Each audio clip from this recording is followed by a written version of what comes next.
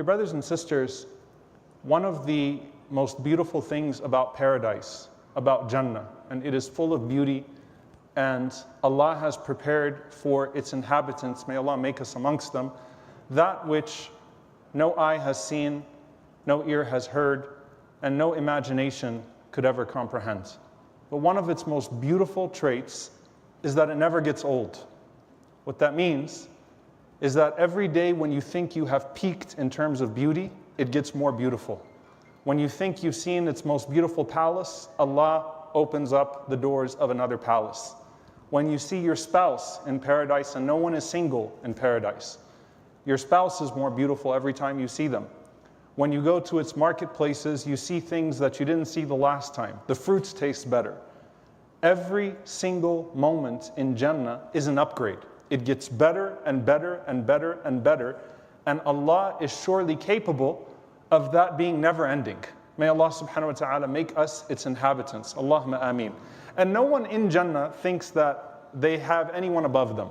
So that's also one of the blessings of Jannah, is that you don't have the fear of missing out. The person who is in the lowest level thinks that they must be in the highest level because of what Allah is unveiling for them. That's the beauty of paradise. It keeps getting better and better and better and better. Blessing after blessing after blessing after blessing. The counterpart to that is this dunya, is this life, where sometimes you get hit by a hardship and you think, this is the hardest it's ever going to get. And then something else happens, and something else happens, and something else happens, and something else happens. And so the idea of it all falling apart. And of course, the way that we come in to the way that we then age, and the way that things start to wither away, we lose our appetite for this dunya, and it just seems to sometimes fall apart. And of course, that's true also in the collective sense with al-fitan, with trials and tribulations. They start to strike one after the other, to where you feel like you can't catch up. On an individual level, you get hit and you think, this really hurts. And I think that this is the hardest it's going to get. And then something else happens. You look to the world, and if you are an empath, the believer sees a person falling off of a plane in Afghanistan or off of a boat from Libya. And where does my heart go to? How can I encompass all of this? May Allah make it easy for all of our brothers and sisters wherever they may be.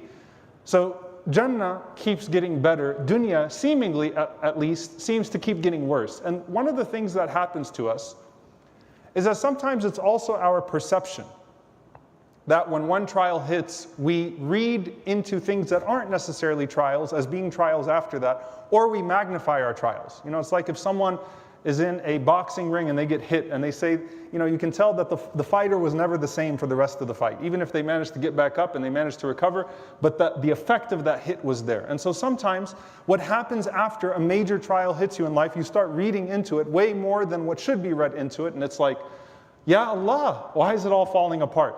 What's happening? Why do the punches keep on coming? Now what I want to talk about is that lowest point, because undoubtedly there is a point that all of us will reach that will be our lowest point. And it doesn't necessarily need to be our lowest point in terms of the severity of the tragedy. It could be the circumstances that we are in when that happens. Surely Ta'if, which we know was the lowest point of the Prophet ﷺ because he said so. Ta'if hurt more because the Prophet ﷺ did not have Khadija radiallahu ta'ala anha to wipe his wounds. There's no doubt about that. There is also a decade of rejection that precedes Ta'if that makes it that much worse. And so sometimes, and that's why every trial is unique, it's the circumstances around, it hits you at the wrong time, and wrong in quotation marks, wrong time, and it's like, Ya Allah, this is horrible. I don't know how to get out of this. I don't know how to move forward. And of course, certain trials also have a permanence in regards to the consequences in life. You lose someone you love, as much as you cope, that person will not come back to this earth. Something falls apart, sometimes there's a permanence to that. Now what do we do? And I don't want to just talk about this from the perspective of hardship as a whole. I want to talk about that lowest point and how you actually take that and do something with it that's very unique. Because when you're at that lowest point, You know what else you are? You're most vulnerable. You're most vulnerable in that you're most likely to put your ego to the side and you can humble yourself most to Allah subhanahu wa ta'ala. So you're most vulnerable, which has the capacity to reinvigorate your dua, your prayer, your reflection, your worship. Sometimes you see a relationship and they say the best thing that ever happened to that relationship was that it hit crisis. And out of that crisis, we learn things, certain things happen, and you look back at that and you see that was a turning point. So your ego gets put to the side. You're humbled. And when you're humbled, you're in a perfect place to make sujood and to cry out to Allah in prostration and say, Ya Allah, I'm humbled. You're also in that vulnerability in a perfect place to rethink things, to be introspective, to actually start to think about what preceded that moment and what can be done after that moment. So it's an interesting place that you find yourself in. And you have to remember that Allah subhanahu wa ta'ala doesn't give you a swamp. Allah gives you a springboard. When you're in that low point, you have a chance to jump up. There is no fall that any of us will ever encounter than the literal fall of Adam alayhi salam from paradise to earth. But even then, there was an elevation in his station, his maqam, his status with Allah subhanahu wa ta'ala, that made his station even greater than before he fell. The same thing with Yunus alayhi salam plunging to the bottom of the ocean. That's a fall that none of us could probably quite come to terms with. But you're in this place where you can rethink. You're in this place where you can reevaluate, reassess, and then get back somewhere, or where you've actually never been, and let it be an actual better place. And the reality is that a lot of times, especially when you're talking about the secular sense, when someone hits that low point, they talk about their potential from that downfall in this world. It's restricted to this world. That's the problem with a dunyawi dunya, a worldly worldview. It's so restrictive. It's so limited. What's the maximum they could talk about? Your potential coming out of that. And certainly, that's part of it, that there's a certain potential of strength and resilience that can be gained from that place. But when we think about it also in terms of the potential of a higher place in paradise, the potential of a higher station with Allah subhanahu wa ta'ala. And we're taught not to necessarily wish for the low point to achieve that potential. Very beautiful dua from Salam ibn Abi Muti' rahimahullah ta'ala. He used to say, Allahumma in kunta balaghta ahadan min ibadika as-salihin darajatan bi bala faballighniha bil afiyah. Oh Allah, if there is a station that you have gotten people to through hardships and trials, then allow me to reach that station without the trial. That was his dua. If you let someone reach a certain position, we read about Yusuf alayhi salam, Ayyub alayhi salam, Yunus alayhi salam. I mean, the only prophet who we know that walked away from his people prematurely, yet he was the first prophet that Allah revealed to the Prophet sallallahu alaihi wasallam in the spirit of praise. He got back up and he elevated only by the mercy of Allah subhanahu wa ta'ala. And Ibn Mas'ud radiallahu ta'ala anhu is narrated to have mentioned that most of the people that enter paradise don't enter paradise by a good deed that they do, but by the way they responded to a hardship. A hardship came your way and there was a sabr, an ihtisab, a patience, a resilience, a steadfastness that you showed, and that was the means by which Allah subhanahu wa ta'ala delivered you to a place that you otherwise would not have been able to get. The thing is that you don't see that place right now. And so sometimes it becomes hard to be able to see outside of where you are at the moment, to be able to see light at the end of the tunnel, to be able to see that position in a paradise that you can't even imagine. It's hard to imagine it, it's hard to grasp it, it's hard to act in accordance with it, but that's what makes it so rewardable. SubhanAllah, you get this one life to live in this dunya that is consequential to the rest of your eternity. And there are things that happen to you, one-time events that happen to you in this life, and there is one moment in that one-time event that if you capitalize on, it changes your entire hereafter. As-sadmat al-ula, that first strike. You know, when the Prophet ﷺ said, as-sabr, and the sadmat al-ula, that patience is at the first strike, it's not, as the scholars say, that patience is only at the first strike, it's that there's a unique patience at the first strike, that if you seize that moment and you respond in that once-in-a-lifetime moment, once-in-a-lifetime hardship, with a once-in-a-lifetime patience, what does it unlock for you in the hereafter? Baytul Hamd, a house of praise that you walk into Jannah and you say, Ya Allah, for me? Ya Allah, how did I get to this place? Because you got hit and you responded right. It's that one moment that you could seize and you could captivate. And subhanAllah, a lot of us are so paralyzed in that one moment. May Allah subhanahu wa ta'ala make it easy for all of us. I've heard a lot over the last couple of years. I mean, it's the environment around us, right? Like, I don't think this is the worst it's ever been for me. This is the hardest. I don't know how I'm going to recover out of this. I don't know how I'm going to come forward. Sometimes it's self-inflicted. Allah didn't give you a swamp, you stepped into one. But even then, there's a life jacket. Allah subhanahu wa ta'ala has given you a way back. And you're like, how do I get out of this? Ya Allah, how do I get out of this? But you have to think about the potential, just as you are feeling the pain of the uniqueness of the hardship, you have to think about the uniqueness of the reward in that moment. Like, there's something right now that if I do, Ya Allah, I can achieve so much from Allah subhanahu wa ta'ala.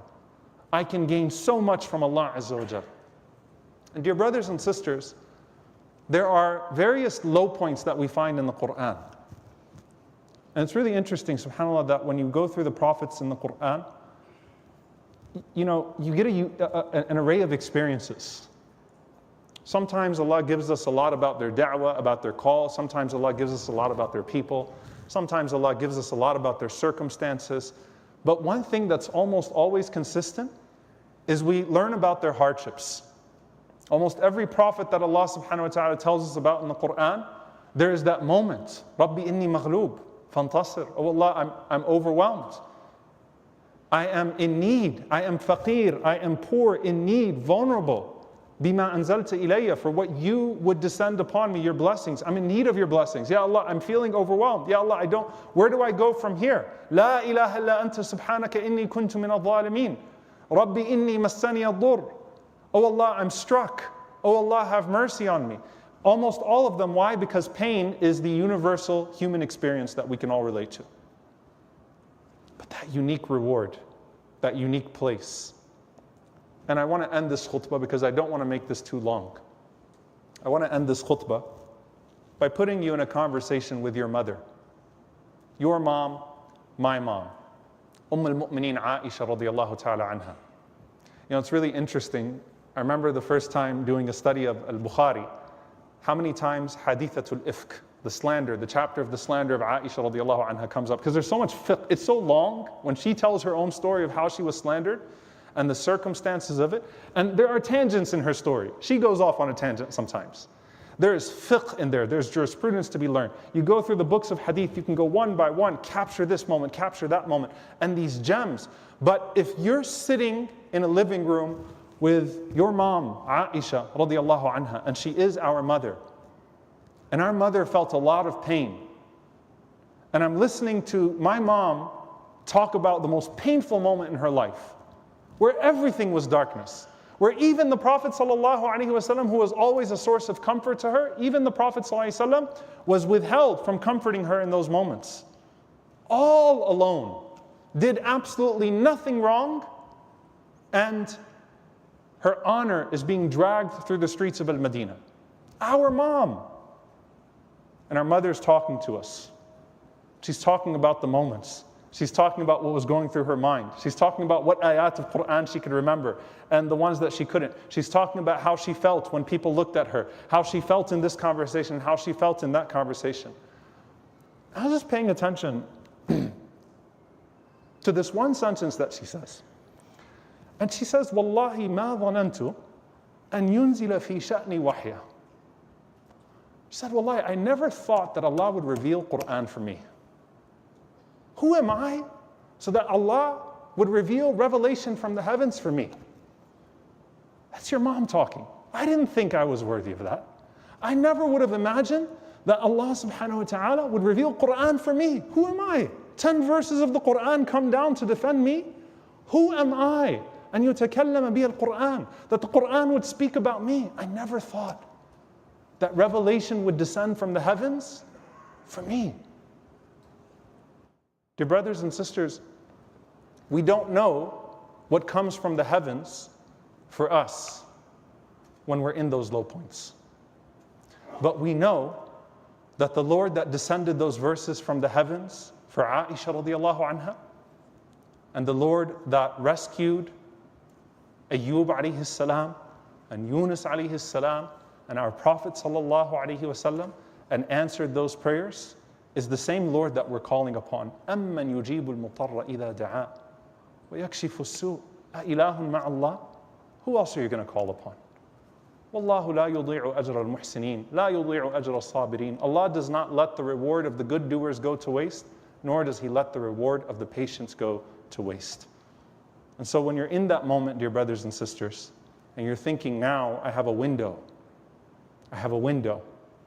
where I can really capitalize on the reward. Remember that there are things that would come down from the heavens for you that you will only see when you make it to paradise, bi'idhnillahi ta'ala.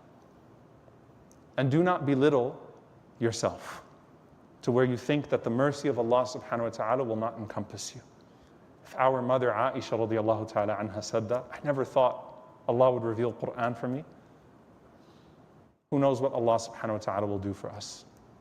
We ask Allah subhanahu wa ta'ala to grant us patience, to grant us steadfastness, to maximize our reward, to grant us the highest station in this life, to allow us to reach our maximum potential in this life of pleasing Him, and to allow us to reach the maximum position and station in paradise in the companionship of our beloved Prophet sallallahu alaihi wasallam. We ask Allah subhanahu wa ta'ala to forgive us for our weak points, to forgive us for our shortcomings. We ask Allah subhanahu wa ta'ala to make the best of our deeds the last of them, and the best of our days the day that we meet Him. Allahumma ameen. أقول قولي هذا واستغفر الله لي ولكم ولسائر المسلمين فاستغفروا إنه هو الغفور الرحيم.